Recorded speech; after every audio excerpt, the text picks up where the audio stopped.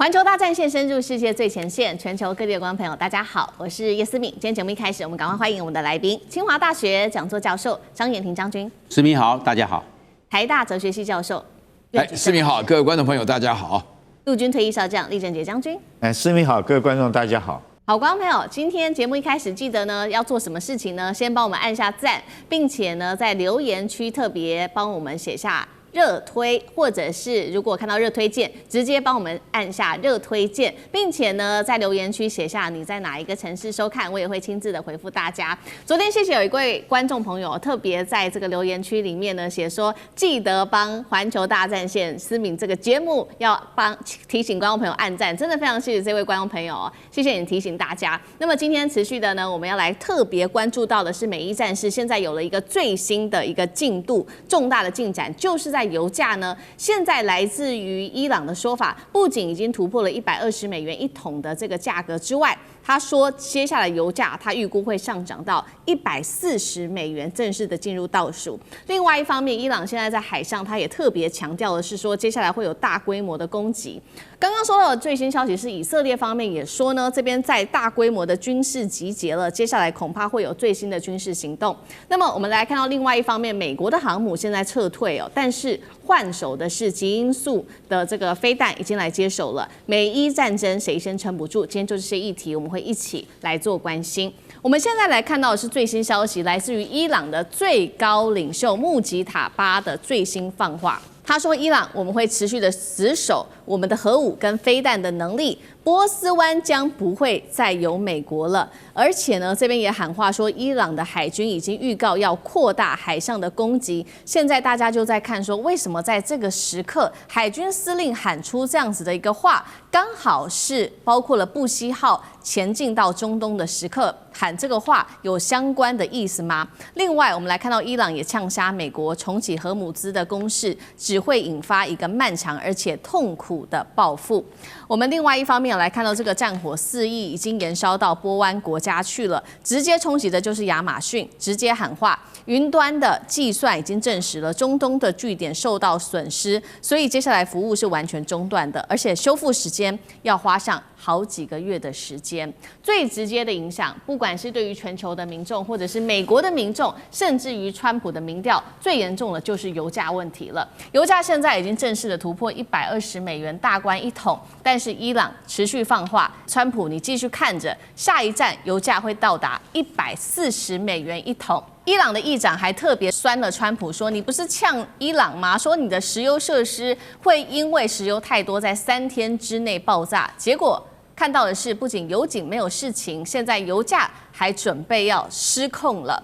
那么也代表的是说，美国先前的制裁是破功了吗？我们来看到的是关于这个美国来自于哥伦比亚大学全球能源政策中心做的一个结论。他说，就算伊朗的石油减产幅度高达战前的50%，但是他预估呢，在美国对他解封之后，伊朗只需要花数个月的时间就可以回到生产的70%以上了。换句话说，这个制裁对于伊朗来说其实没有太大的影响。另外一方面，伊朗针对自己的石油也有很多的方式可以卖出去，不管是透过影子油轮自己偷卖，这个革命卫队自己偷卖之外，还有呢，他们有非常多的海上储油可以躲过制裁，并且透过轮流来停产的方式继续撑住他们的生产量。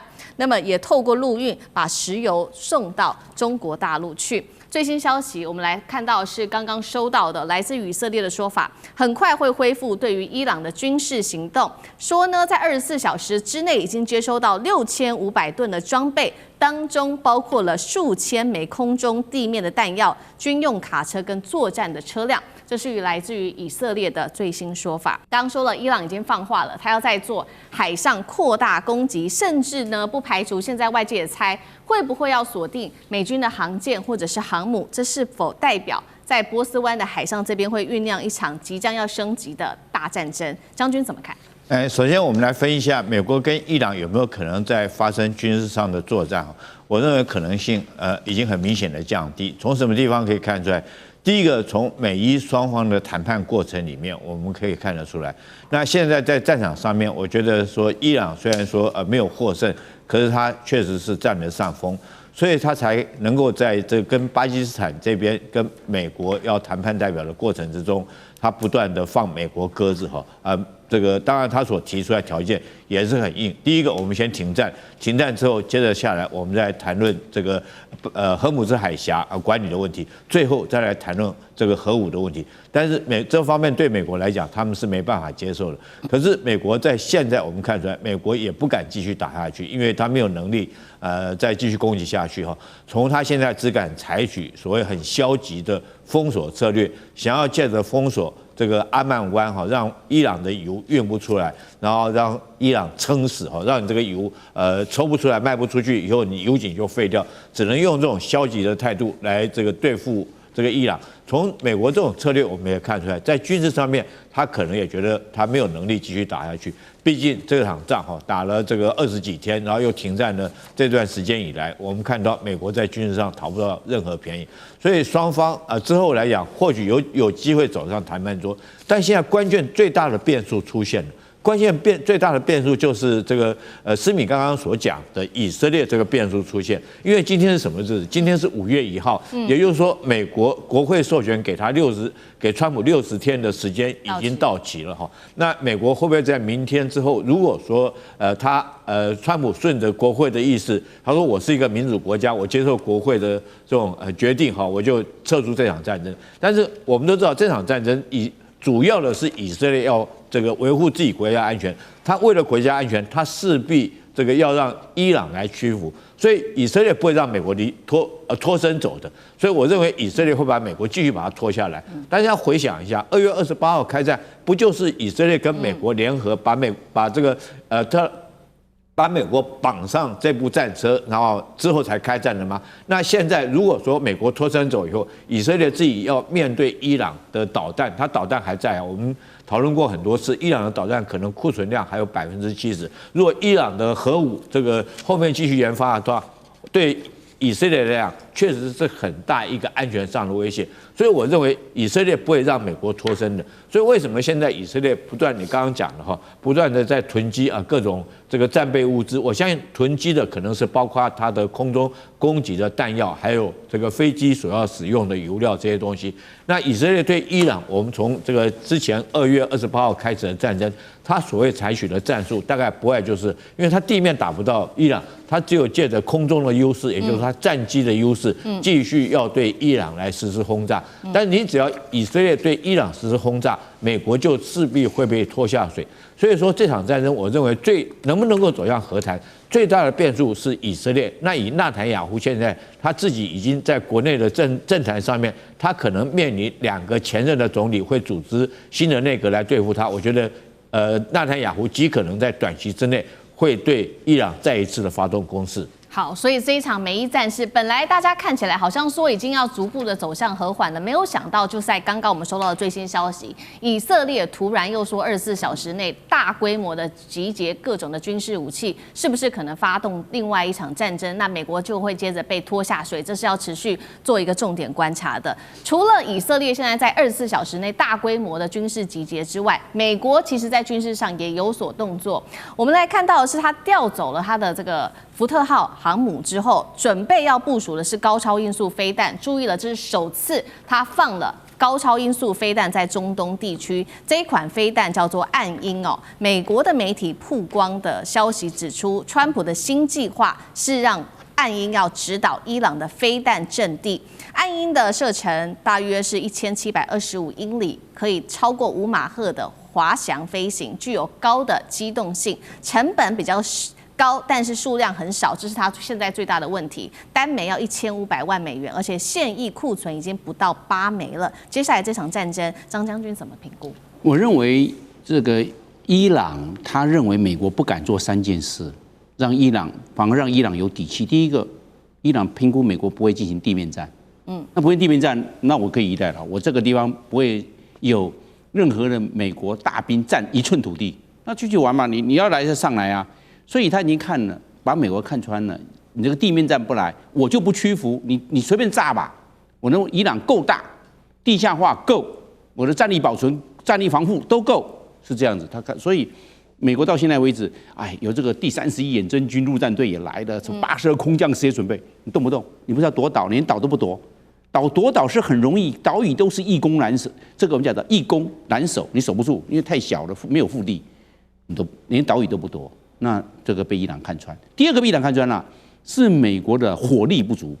你看他那个供不应求，因为你供给的有限，你还从其他国家做调拨。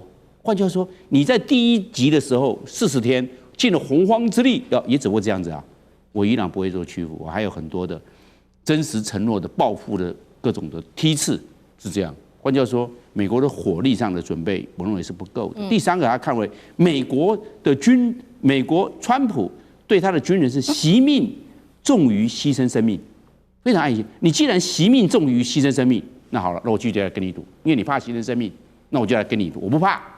我伊朗人多，要玩就玩，这是我的伊朗，又是我的在地，我的家，是这样的。所以，川普这40天对伊朗的用兵，并没有达到战略的目标，也没有达到战略的效果，是这样。那你刚刚讲的爱因飞弹，我认为爱因飞弹它有2个短板的，第一个，它数量不够，8枚，你怎么8枚？你8枚能够打几个目标？随便让你炸好了，你这样子8枚用下去，它就是为了有一个我这爱因的高超音速导弹能够有实战的经验。我就拿到伊朗战场去做验证，是这个样。美国就是为了这个目的。那你数量不够嘛，就是你的短板。你打完了没有了吧？那做出来要很慢第二个呢，打1枚赔1枚，你1枚的单枚的造价是1500万美金。你算算看，伊朗还有哪个军事装备可以值1500万美金的？你拿1500万美金跟他换，结果你打1枚亏1枚，你砸了可能是这200万美金的一个目标。但是你不要忘，你是1500万呢，你这个拿金斧头去劈木材对不对？是个问题所以我们来看我做个小结论，就是这个美国低估了3件事。第一个，低估了伊朗报复的实力。伊朗一波一波在科威特、这个安曼、巴林、阿联酋都在他们做报复低估了他报复能力。第二个，美国低估了伊朗的作战意志跟他的我们讲的跟他的这个团结力，打到最后面，好像伊朗在这一方面并没有崩溃。第三个最重要的，他低估了伊朗的战争忍受度。那玩战争继续玩下来吧。我战争忍受度是很高的我不是那种一下就崩溃没有办法撑下去所以美国的3个低估的对伊朗的低估，也造成美国后续用兵感觉到力有未逮。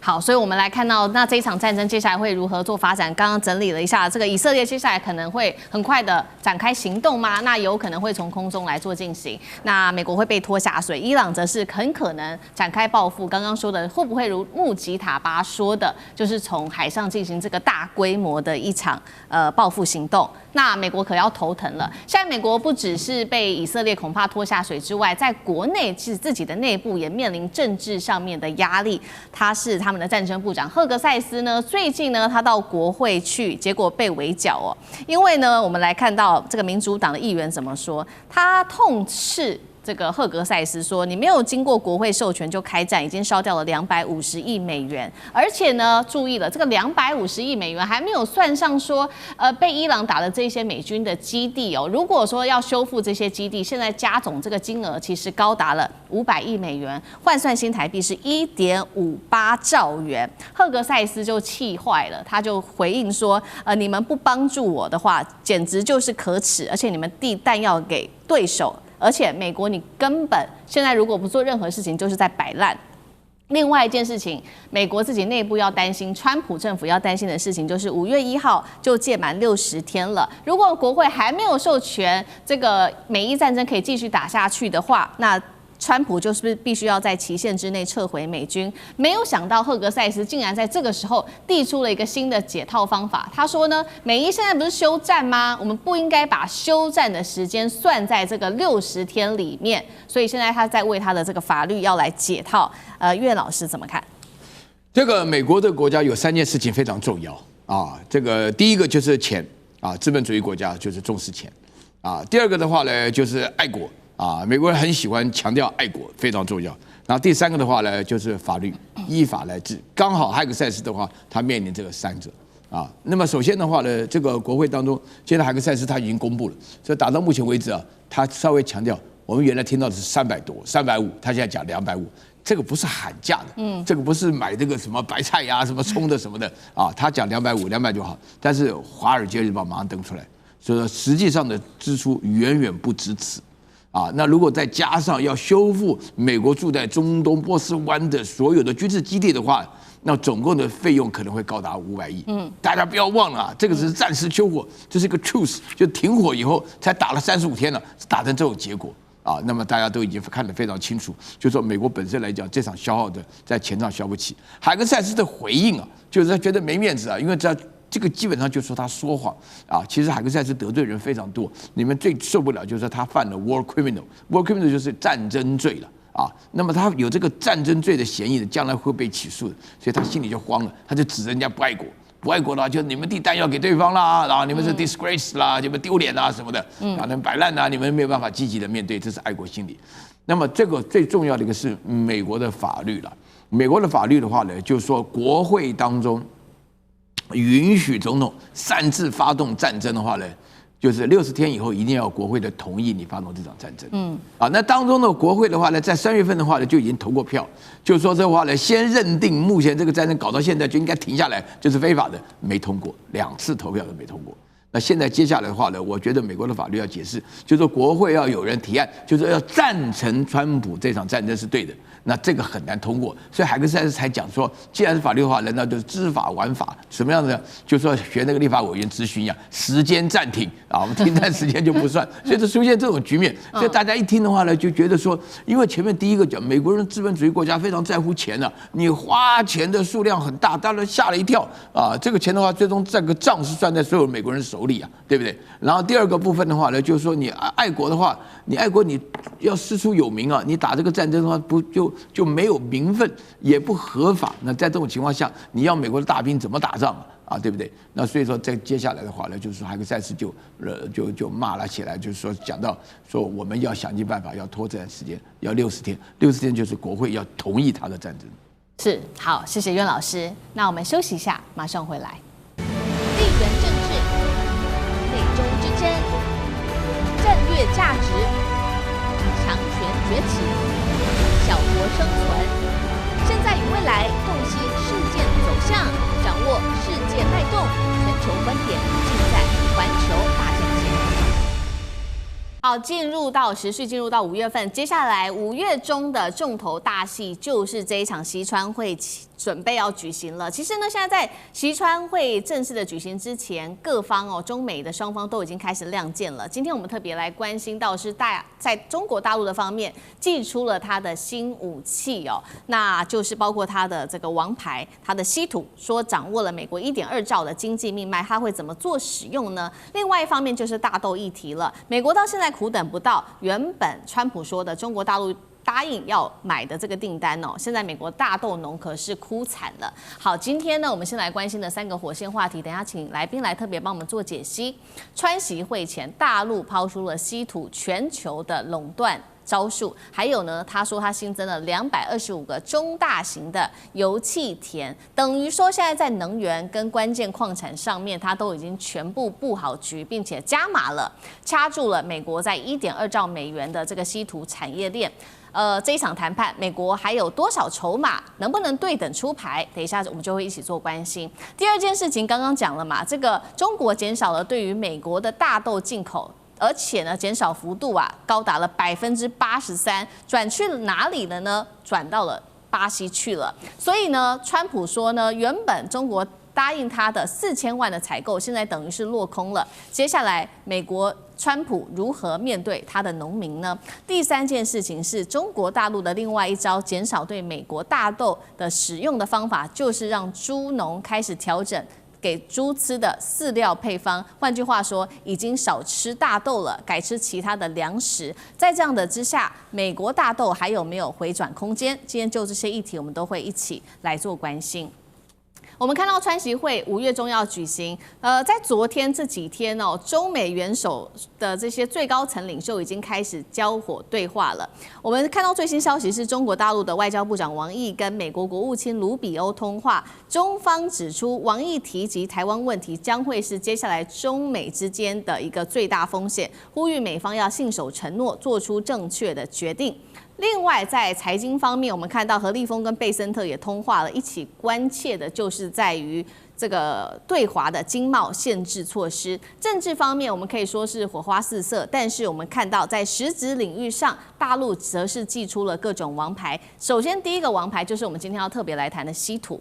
大陆的资源部这边讲了，他说现在包括稀土在内，一共是14种的矿产储量，以及17种的矿产产量都居世界第一，而且呢，他们现在还有发现了225个中大型的油田以及气田，等于掐紧了美国的重要1.2兆美元的稀土经济命脉，占美国 GDP 的4%。而7种稀土当中，来自于路透社的最新报道。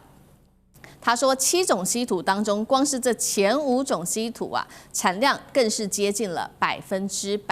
那所以节目一开始要特别请教张将军怎么看了？去年中国管制稀土啊，让美国求挠。那么稀土这一次能不能中国靠稀土让美国认输呢？尤其是在这个美伊战事里面，有看到美国的武器消耗非常多，稀土的用量恐怕会需求越来越大。那张将军怎么看？我认为稀土是中国大陆的优势。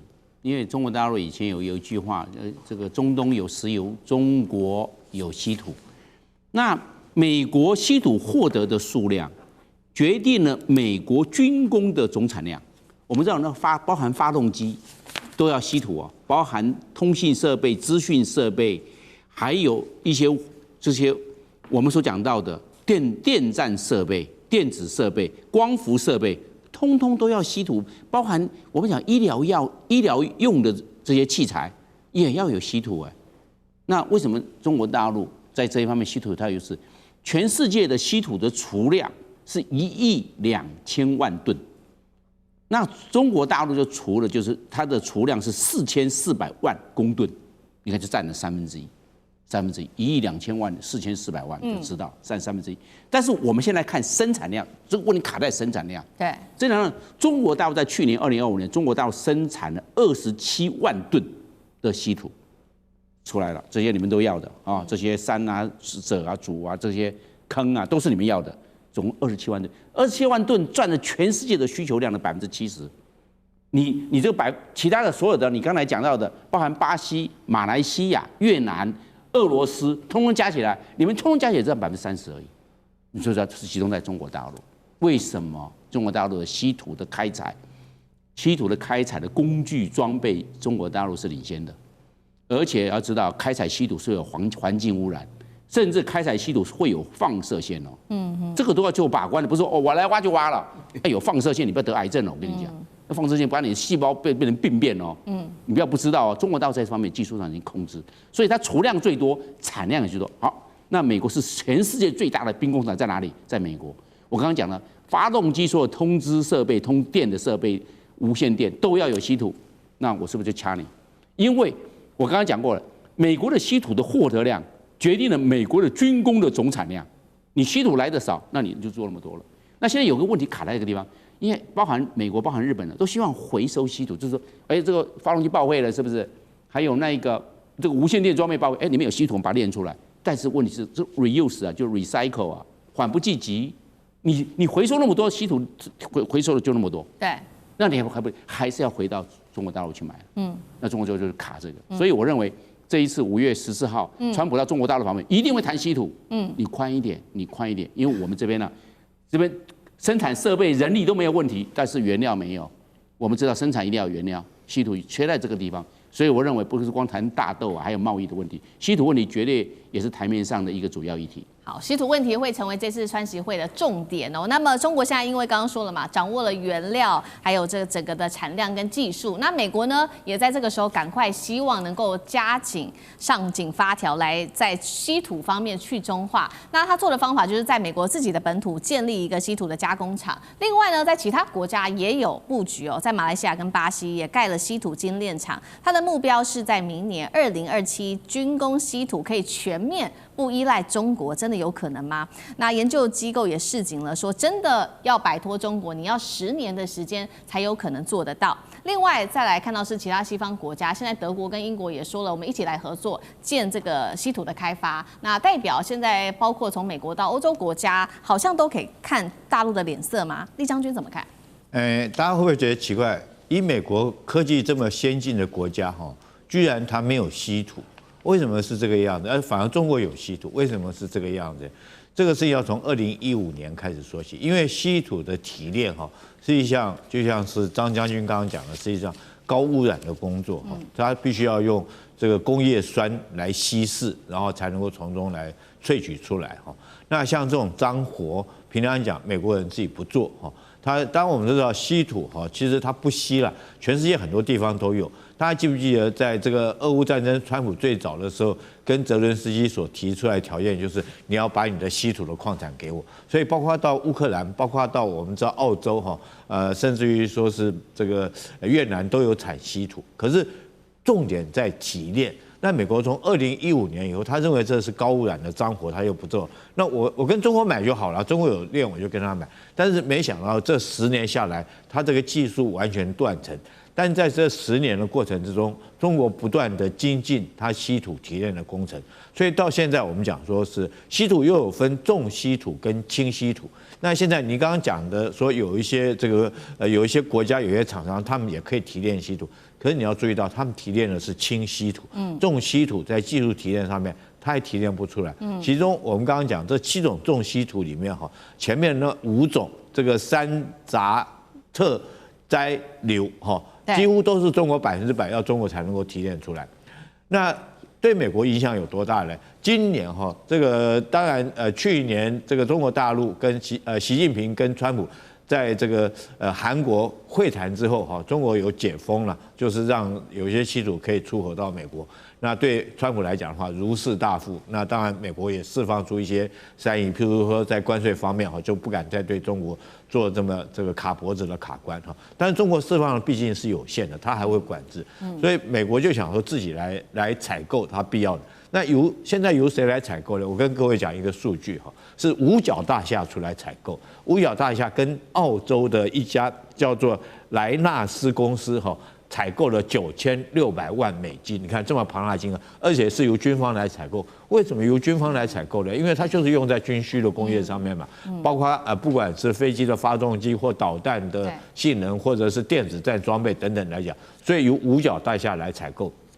可是为什么要跟澳洲这一家纳西莱公司采购？因为他认为澳洲不是属于你中国的。那澳洲这家公司在哪里提炼稀土呢？在马来西亚生产。好，大家想说，那就不就是这个绕开中国大陆了吗？他买的也是重稀土，可是大家忘了，这个马来西亚这个后面真的是在主导的还是中国大陆啊。所以如果中国大陆这个技术、这个配方不给马来西亚这家这个在澳洲在马来西亚设厂这家澳洲纳西莱公司来讲的话，他们还是做不出来。所以回归到原点。你这个东西就是绕不开中国，尤其是后续来讲，可能还有很多专利的问题。就算是你美国要设厂，那你这个专利问题还是绕开不了中国大陆。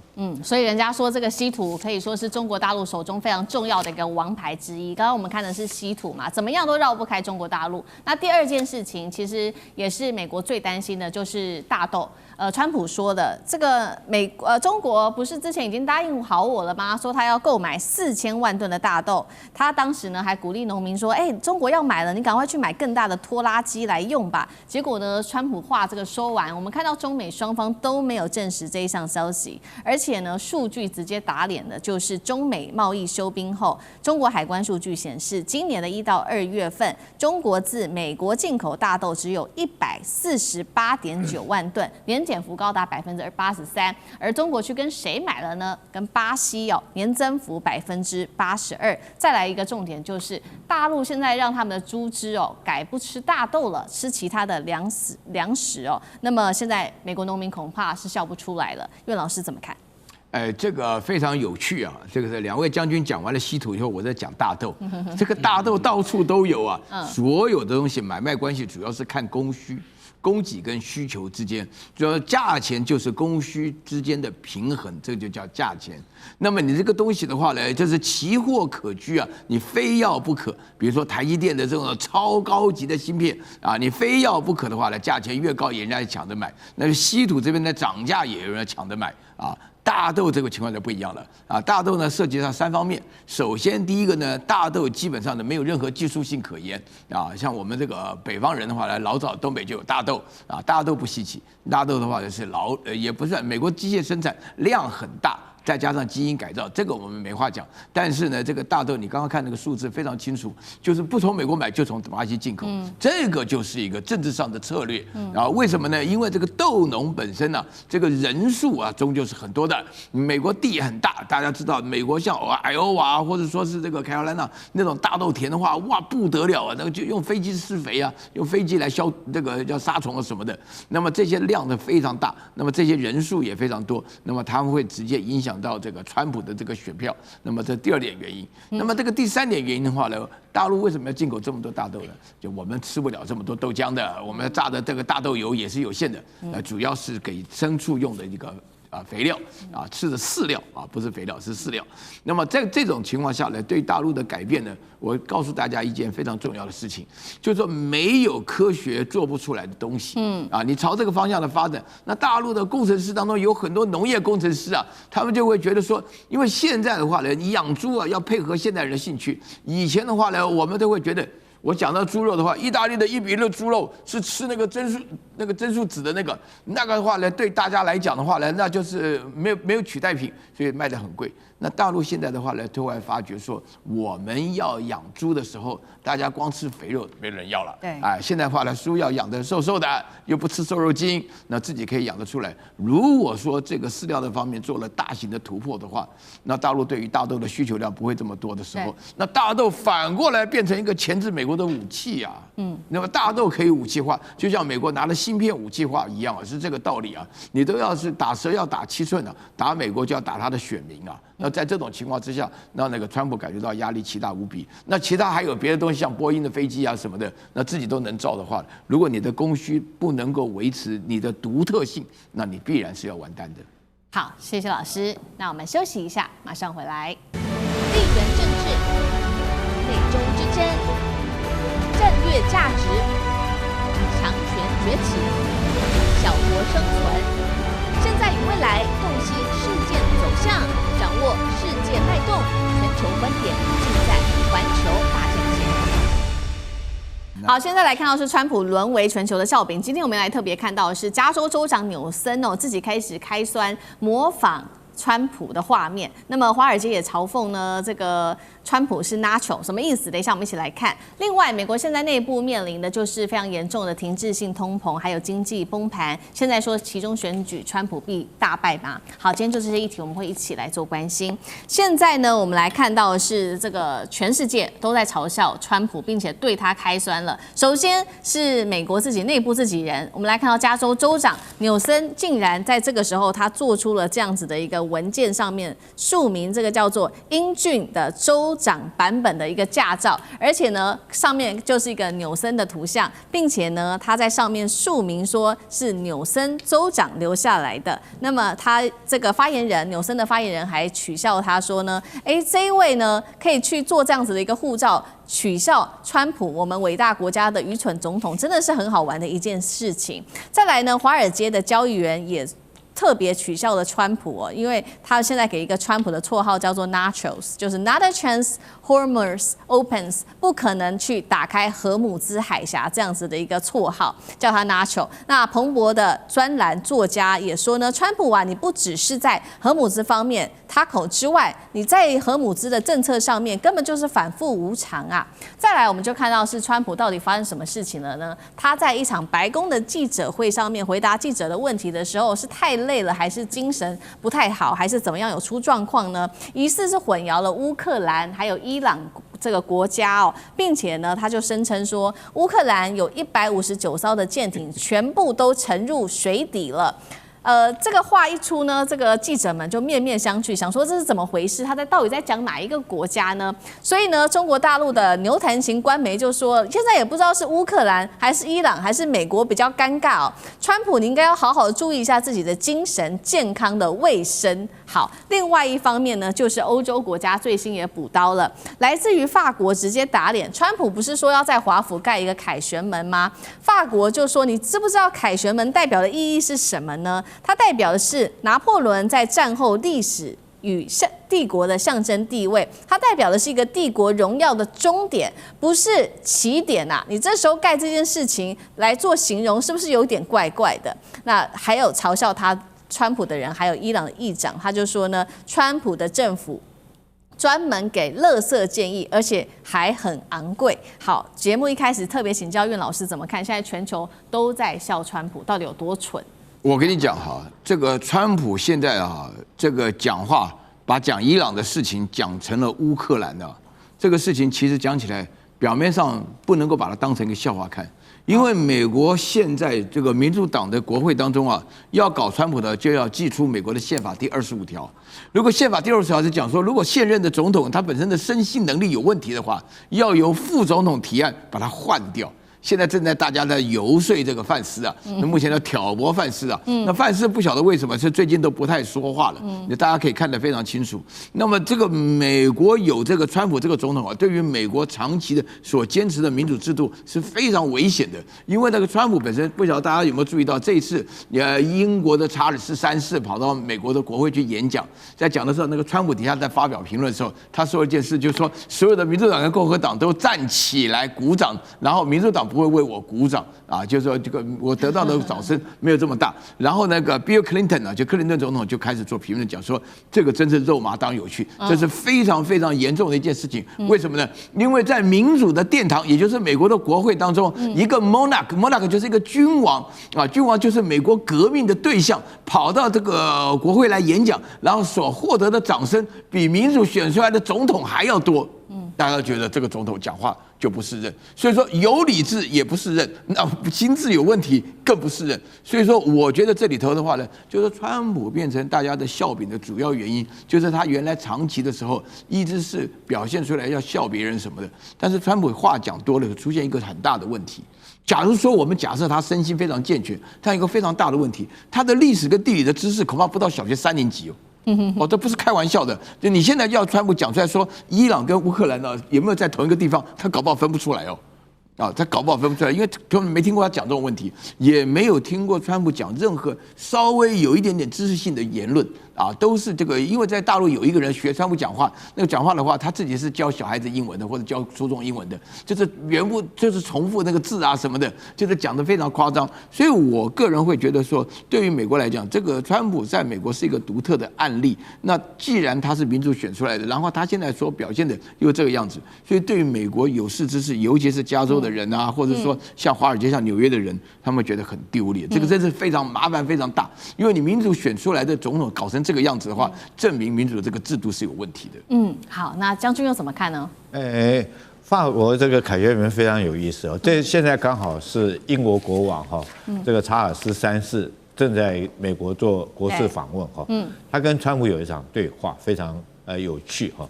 这个川普曾经讲过，如果不是我们美国，你们看欧洲都在讲德语，因为他讲的是希特勒占领整个德国2次世界大战。结果查尔斯王子怎么回复他了？如果不是我们英国，你们现在美国全部在讲法语，代表什么？因为法国在那个时代哈，确实有法国这个美国是法国的殖民地哈，曾经有一段时间了哈，对，很大一块地方。那当然这个查尔斯王主要是回对回去，但是从这句话我们也知道，就法国来讲，他这个凯旋门当然跟拿破仑有关了哈，是拿破仑下令盖的。可是拿破仑对这个凯旋门盖一半以后，他就因为滑铁卢战役失败就结束了，就后续就没有盖，是后续再把它盖完了。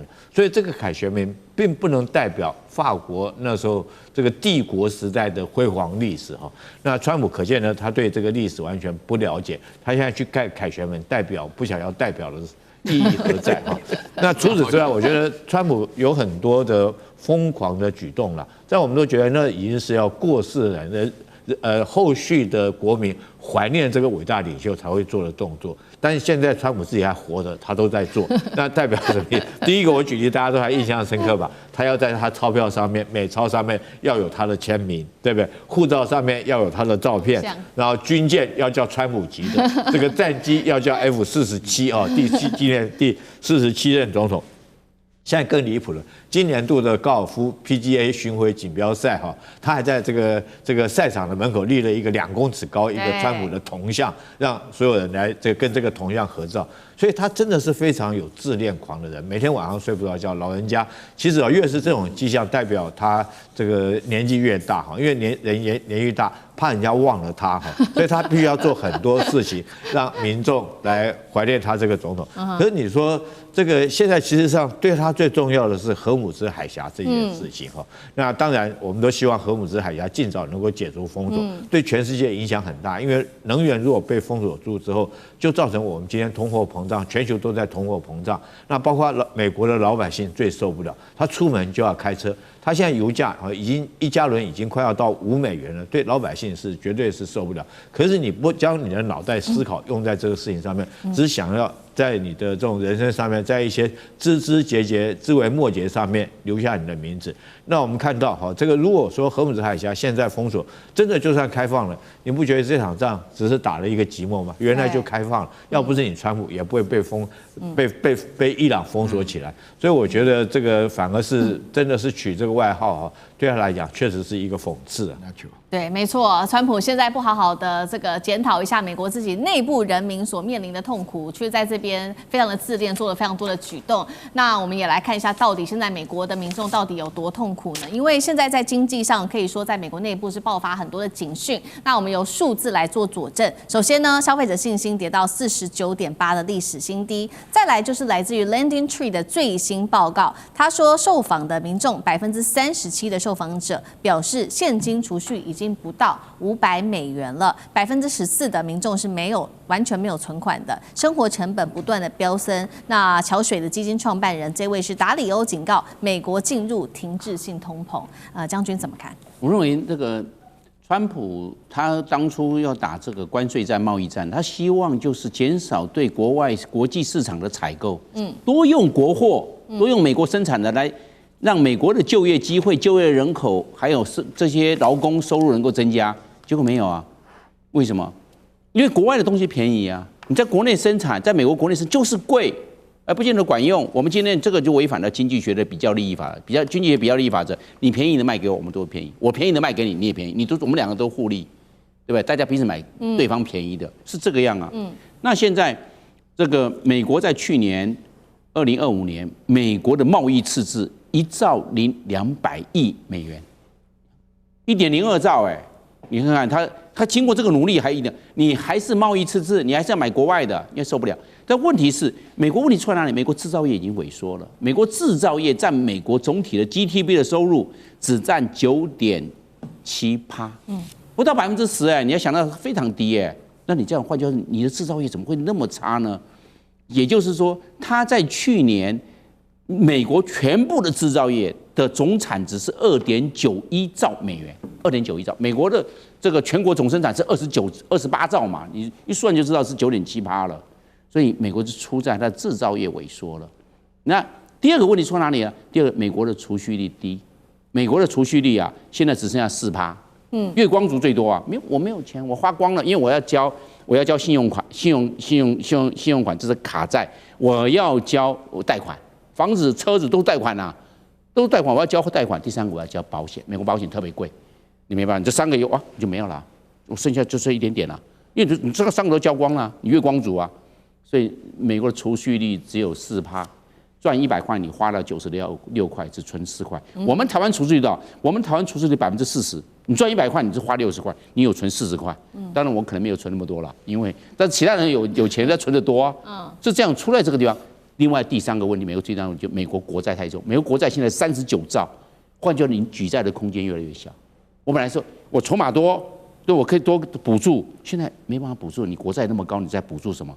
所以没有举债的空间越来越压缩了，因为补助的空间压缩了，大家自己想办法。对，所以美国是出在这3个问题，你累在一起，所以我们看到美国目前的这种停滞性通货膨胀就出来，大家少买一点，少花一点，就变成停滞性了。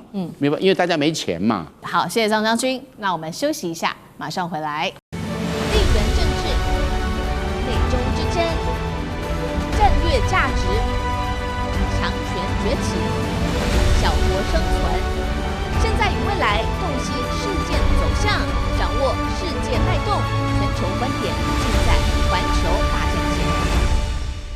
中美之间的科技战，我们要来看到是为什么在此刻，美国突然间要摸底，去搞清楚做各种的调查，知道中国大陆有关于它 AI 的最新发展。等一下我们来稍微解读一下，是因为太着急了吗？另外呢，在这边做了一个全球10强，有关于 AI 的这个强的企业，这当中中国大陆就囊括了3席哦，尤其是今天要特别聊的开源，现在联手打破了来自于美国的垄断。中美现在的竞争，包括在应用上面的竞争之外，还有人才上面的竞争。赶快来看到，是因为呢，美国国会竟然在这个时候有了一个最新动作，要求自己的国务院说，180天，给你180天，你来全面做一个针对于大陆 AI 的实力的一个大评估。大家就在看说，为什么国会突然间祭出这样子一个着急的要求？他说呢，你在这个时候要列出有关于中国大陆 AI 的领军企业，稍微也做一下美国跟中国之间到底现在 AI 上面的差距有多大。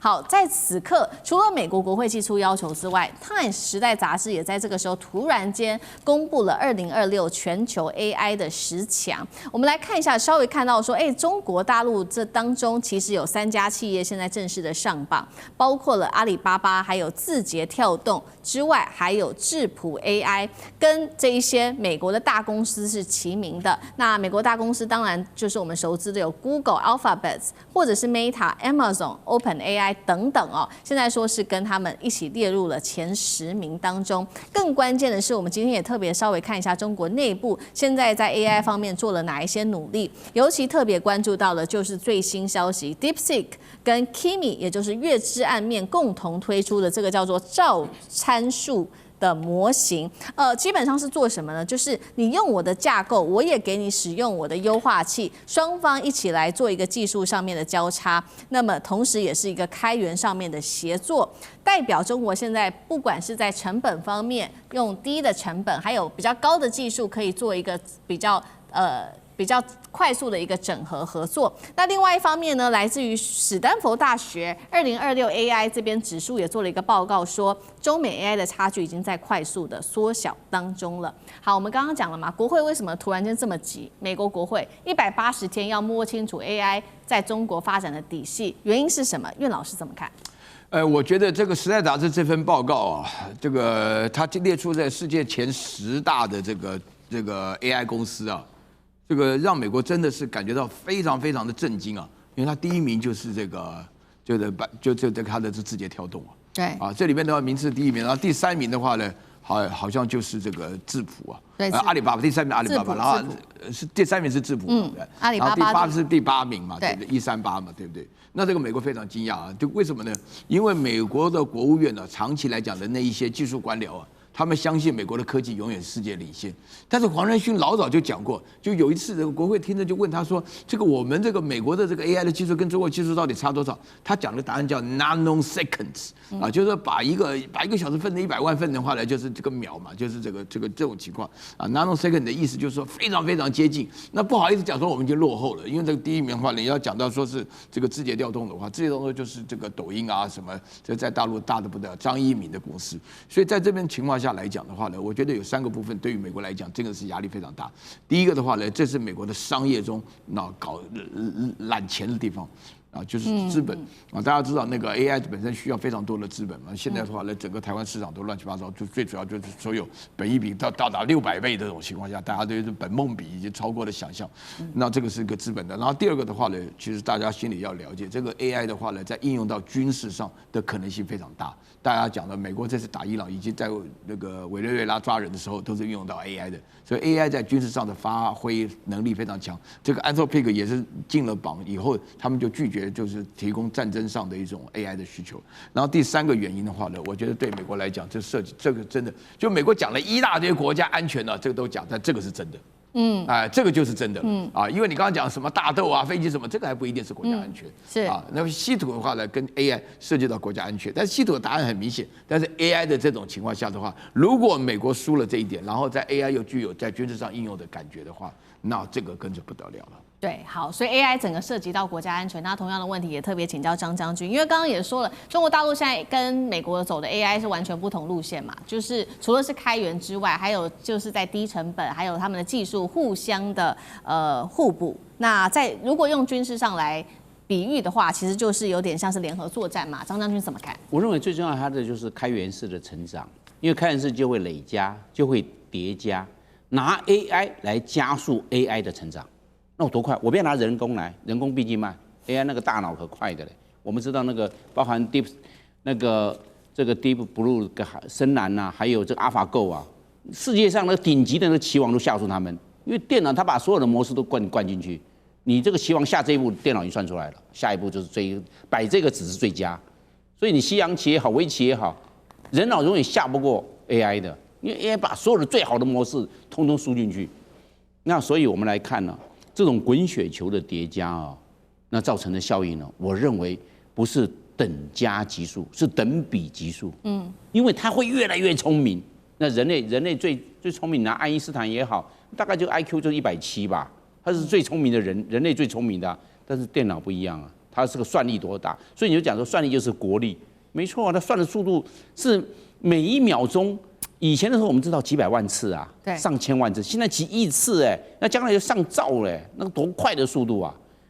那比我们可能我们所讲的类神经，比我们类神经还是敏感度还要更高。那现在很多的这种模式已经变成格式化，你是不是它就变成最佳格式化？另外一个就变成模式 model， 就是模型啊，都给你模型化。所以我们一看呢、有时候拿 AI 来做的简报，又比我们这边是搞了半天。那些做简报都几秒钟就给你做好了。对。那是而且程序起来，你要什么？你要选什么模式？你要选纵向式还是横向式的模式？你要怎么排列？你告诉我，一点进去，唰就又把你用出来。啊，怎么那么快？